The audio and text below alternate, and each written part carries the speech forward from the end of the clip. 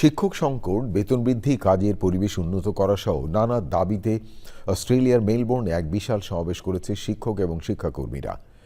ভিক্টোরিয়ার বিভিন্ন প্রান্ত থেকে হাজার হাজার শিক্ষক এবং শিক্ষাকর্মী মেলবোর্নে জড়ো হয়ে অস্ট্রেলিয়ান এডুকেশন ইউনিয়নের ডাকে পার্লামেন্ট হাউসের সামনে সমাবেশ করে। প্রিয় দর্শক, মেলবোর্ন থেকে আরও জানাচ্ছেন প্রদীপ রায়।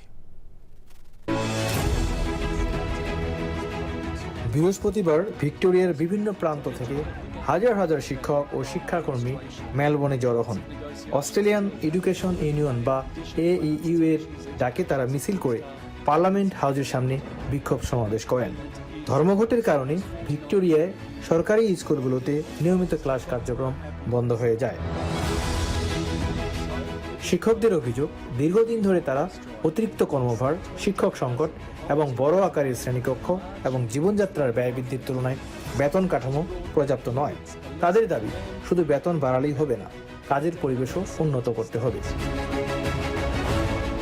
বিক্ষোভ সমাবেশে AEU এর ভিক্টোরিয়া সভাপতি জাস্টিন মুলানি বলেন, সরকার যদি কার্যকরভাবে আলোচনায় না আসে তাহলে ভবিষ্যতে আরও কঠোর কর্মসূচি দেওয়া হবে।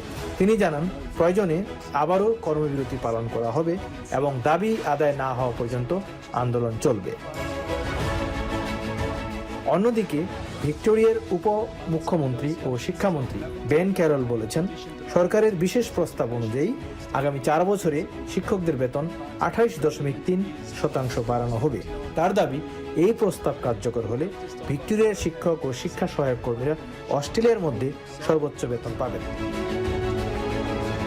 তবে ইউনিয়নের সদস্যরা সাম্প্রতিক ভোটাভুটিতে অল্প ব্যবধানে সেই প্রস্তাব প্রত্যাখ্যান করেছেন।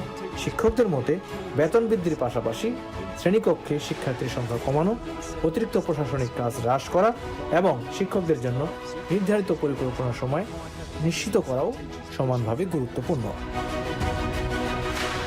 এদিকে ভিক্টোরিয়ার বিরোধী দলীয় নেতা জেস উইলসন সরকারের সমালোচনা করে বলেন, শিক্ষকদের সঙ্গে কার্যকর সমঝোতায় পৌঁছাতে ব্যর্থ হয়েছে সরকার। তার মতে, শিক্ষকদের ন্যায্য দাবির প্রতি আরও গুরুত্ব দেওয়া উচিত। প্রদীপ রায়, চ্যানেল আই, মেলবোর্ন।